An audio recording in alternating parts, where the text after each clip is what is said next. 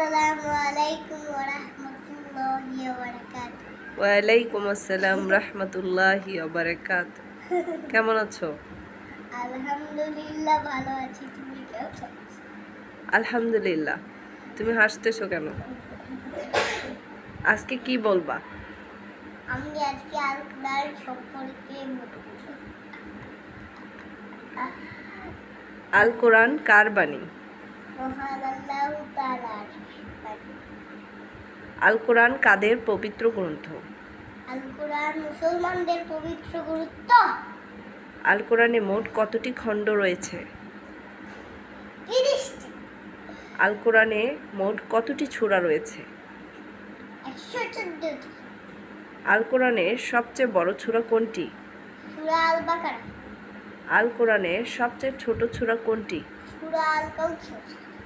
আল কোরআনে কতটি আয়াত রয়েছে? 6666টি। আল কোরআনের প্রথম সূরার নাম কি? সূরা আল ফাতিহা। আল কোরআনের সর্বশেষ সূরা কোনটি? সূরা আন-নাম। মাশাআল্লাহ।